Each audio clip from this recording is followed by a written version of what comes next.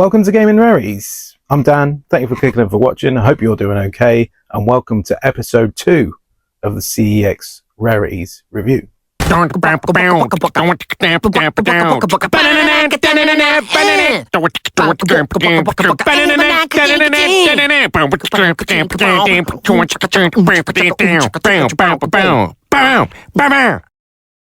So in this episode, we visit 2 new CEXs that I've never been to before this trip. The first one is going to be Windsor. In case you don't know, in the real world, I'm a taxi driver and I had a job picking up from Heathrow and there was a bit of a delay on the flight. So I had a little bit of time to waste. So Windsor's not far from there, drove around the corner and had a peek in their CEX. It was interesting. We'll get to that. The second store is going to be Telford. Another nice place to visit, but yeah, something extremely interesting happened that has never happened before in a CEX to me in Telford, and we'll get to that later on. So up first, it's Windsor. Let's have a look at the footage. So here we have Windsor CEX, a black label CEX. Unsure what the difference between the black and the red ones are, but if you know, let me know please. Under the shadows of Windsor Castle, we have the outer window here, and this had some GameCube stuff in. Nothing too exciting. This box was quite pleasant for the Mario Party 6, but I have seen better, and it is the boxed price. Yeah, that WrestleMania was a bit tempting. I do like my WWE and WWF games, but that's a bit before my time, so I really don't want to go down that rabbit hole. First thing we came across, though, when we went through the door was this steelbook. It's a Call of Duty 3 steelbook on the Xbox One. Pretty good condition, nice to see straight away. Then we came across this Prince of Persia for the PS3 steelbook. It is one of my favourite steelbooks. I do love this one. I do already own it, thankfully, and this one is always going to be priced at the right price, the steelbook price. Over to PS5 land, and if you're in need of this Monster Hunter Wilds on the PS5, then they have many lenticular sleeves for it here in Windsor. Come and grab one if you need one. I was quite impressed with their PS2 selection. It was pretty massive. I did have a proper route through. They did have the more expensive ones on the shelf as well. It's often you get ones like this behind the counter. No manual in the box though, so think of that what you will. I did like this touch that I've never seen before in any other CEX. They had these stickers on some of the Xbox 360 games, and when the camera focuses you'll see that it says plays on Xbox One, which I think is a really sensible thing to do. Would definitely help in sales if people know that they play on the newer hardware. But this was very interesting, so I have an alert for this because it's pretty rare, so I looked it up straight away when I was in the store. £50 for this. You don't see it very often. I went on the app and it said it was sold out everywhere still, even though I'm looking at one in a window and it's £55, so I have no idea why that was the case. I didn't pick it up because I already own it. Back to the other Dan. So that was Windsor. I did have a nice little look at Windsor Castle while I was there, but that was probably the highlight. Parking wise, there's a shopping centre just behind where the CEX was. The spaces were so thin. I was driving through, I drive like a normal estate car, it's a Toyota, and I was driving through this car park and there was spaces, but there was loads of people driving around still looking for spaces. So I'm thinking, what are they all doing? And then I tried to get in one of the spaces that were free. They're just so thin. If you try and get in it, you're not going to be able to get out. It just is mad. And it was so expensive for the parking, which really wound me up. But yeah, it was Windsor. I suppose it's, you know, quite an affluent area near to London. So prices are going to be what they're going to be. The CEX was okay. In terms of the store itself, it was fine. There was a member of staff putting games or changing prices while I was there, and she kept kind of not getting in my way, but I was looking at the things around her. She'd kind of come in between me and the games that I'm looking at, which I thought was a bit weird, but I suppose she's just doing her job. And then we had those playable on Xbox One stickers, which I've never seen before, and I think is, you know, a wise addition to add to the games. We've got more chance of selling it if somebody knows they can play it on Xbox One, I guess. So that's a very sensible thing to do. I did like that. Only the one pickup from there, you will have seen it in the footage, and it was this Call of Duty Black Ops 3 on the Xbox One. One of my favourite Call of Duties, by the way.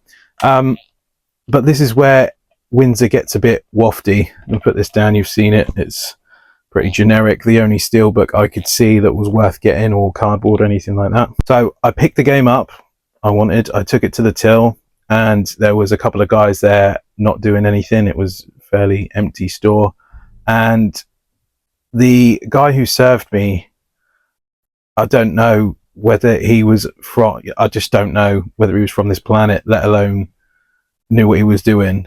First thing he got was Call of Duty 3 on the PlayStation 4, which I saw him doing and was like, that's the wrong game, mate. And it's like, oh, okay. It looked like he was stoned or something. And then he went back and got Call of Duty on the Xbox, but it was Call of Duty 4. And I said, that's Call of Duty 4, mate. Oh, yeah, sorry. And then he eventually got the right one. And I just paid with a voucher and got the change on a cut. Like if you scan your thing, and you could get the change back as an email, because I don't like having the paper everywhere. And he didn't really know how to deal with that. And then he said something odd as I said thank you, and I grabbed the bag. He said something like have a blessed day or something like that. I ain't got a clue, but honestly, terrible when it comes to customer service, that one. I walked out of there so angry at just a normal basic transaction buying one game. It's not difficult, surely, to just read it. I don't know. But that really put me off Windsor CEX. I know, as I said in the last episode, people have a bad day, but that was real terrible service on their part there. I got the feeling the other guy who was kind of stood next to him sorting stuff out knew that there was something off with this guy, because he was just looking at me kind of with a flexed brow. It was just bad all round, really. Obviously, I didn't get anything like that on footage because I don't filming anybody in the store or anything like that, but not good. Overall, store cleanliness was fine. Parking, a bit of a joke nearby, but we'll give that a pass as it was kind of a city town centre, so what more can you do with that? Overall, I'm going to give Windsor a 3 out of 10 on the scale, because just purely because of the guy who served me. It was awful, and he really did not have a clue what was going on. I know it was fairly early on a Sunday morning, it was like 11, so they hadn't been open that long on a Sunday, but no excuse for behaviour like that, in my opinion. You should, you shouldn't be saying random kind of things you would say to your mates, as you said bye to them, when you're trying to be professional in a shop. In my opinion, I think that's crossing the line. I think people can make mistakes. The first time I've pointed out the error. If it was just that, I wouldn't even be saying anything right now. But he's made 2 more mistakes, and it's just, that's no good to me. So yeah, 3 out of 10 for Windsor.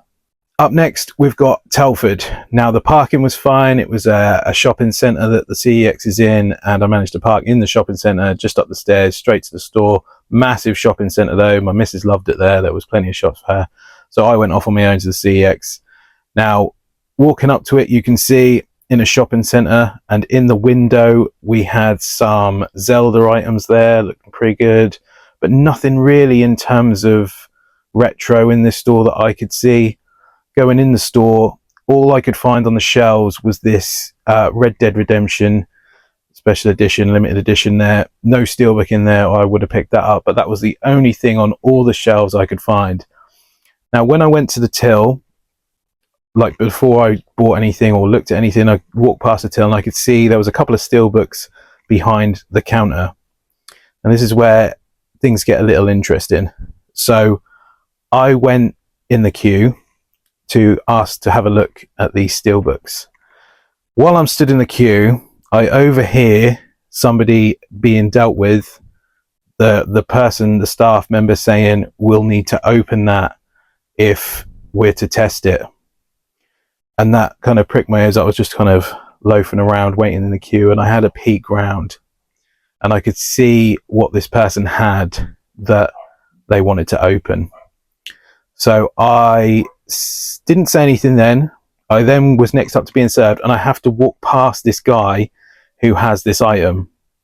And I just said to him as I went past, don't open that, I'll buy it off you. And the guy looked at me and said, yeah, okay. I said, I'm just going to have a look at these steelbooks and then I'll meet you outside, because obviously we can't do anything like that inside. The guy serving them, I didn't want to cause any grief. I said, this okay? He said, anything you do outside is up to you. He said he kind of understood about the not opening it side of things as well. So the store was okay with it.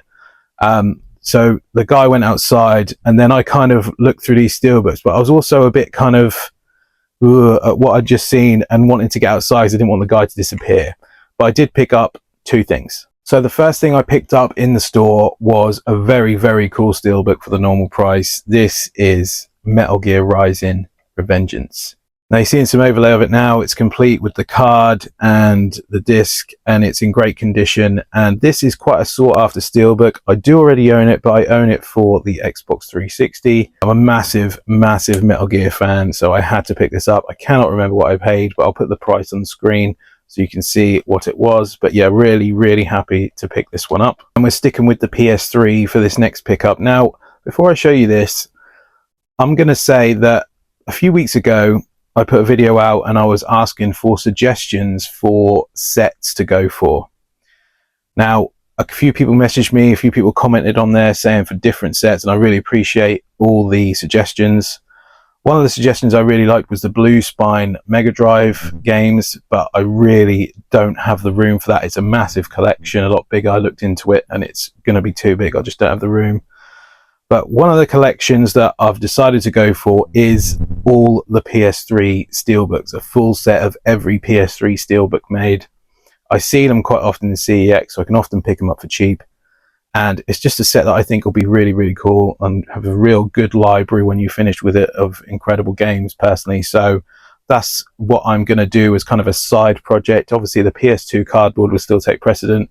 The PSP cardboard will get bits as and when. But yeah, PS3 steelbooks is what I'm going to go for. And I kind of knew this at the time. So with that in mind, I did get this Rainbow Six Vegas 2. Now, I know what you're thinking. It's in terrible condition and it's the tin edition. So why did I pick this up? And to be honest, I don't know. I really should not have picked this up. I was just so hyped about the guy outside and didn't want him to go. I just kind of was like, yep, it's a PS3 one. I'll just get it. Didn't really realize that it was just already the tin edition price, so I could definitely get this better condition elsewhere, and I will do further down the line if necessary. But yeah, it's a steelbook. It's got a half decent spine on it and it's complete, so what more can I say? So on to what I got outside of CEX. Now, I've heard of people doing this before, telling people to just don't take the CEX price, I'll give it to you, whatever. But I've never either had the spuds to do it myself. I have seen things before that I'd be like, yes. I remember once in the Norwich store, somebody was trading in all the main 3 Pokemon games on the Game Boy, and they were incredible condition.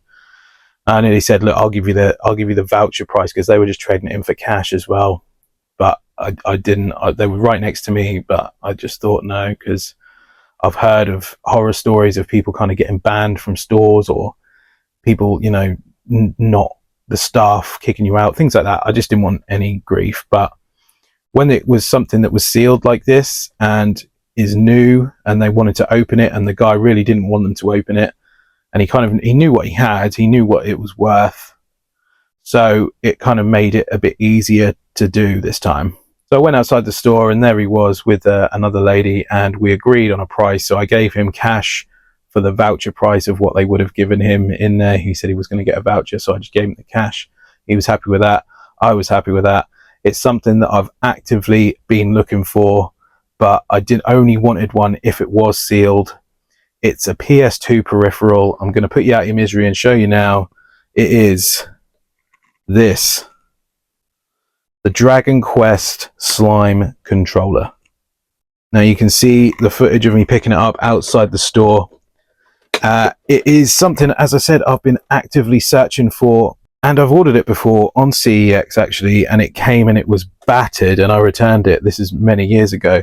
But seeing one new and sealed, I just had to, especially as it's the English version. Now you do get a Japanese version of this, which is a lot more common, and outside of the box you wouldn't know the difference. So CEX, they had one in stock when I looked at the time, may not still be there, but the one they did have, it could well have been the Japanese version. Unlikely to still be in the box. It's one of these kind of plastic boxes that once you've opened it, you're not really going to get it back together, I don't think. So really, really chuffed to pick this up. It cost me £70.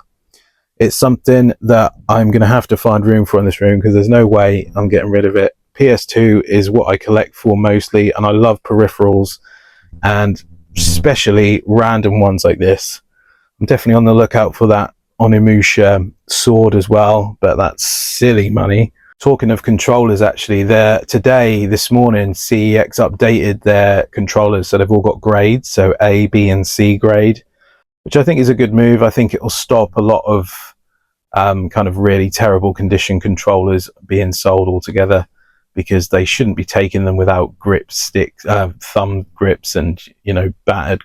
How they are, I'm sure you've all seen them. If you've been going to CEX, you see some of the controllers they should not be taken, but they do. So at least they'll be a C grade now, so it's going to be pretty rubbish if you're buying a C grade.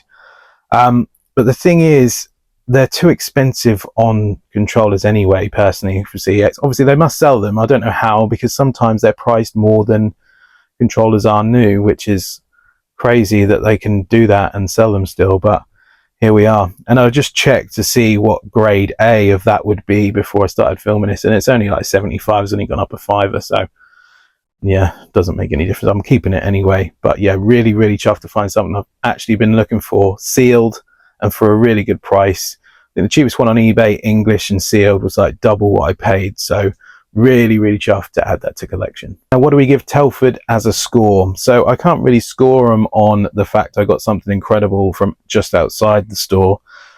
Inside the store, it was okay. There was no problems. The staff were okay. It was well staffed. There was plenty of people about dealing with things. I had to queue. It wasn't long for a long time, which is fine. Steelbooks, again, kept hidden away behind the counter, which I'm not going to knock anybody for, because a lot of places they'll get stolen. They've told me this before, if they leave them out, so they have them all behind the counter. No problem with that. And that means if people don't ask, they're not going to see them, which I always ask because that's what I want. So yeah, happy with the Metal Gear one. Bit disappointed with the Rainbow Six one, but that was 100% my fault. Yeah, overall, I'm going to give Telford an 8 out of 10. So that was episode 2 of the CEX Rarities review. We'll be seeing episode 3 in the not too distant future. Thank you so much for watching, and I'll see you next time.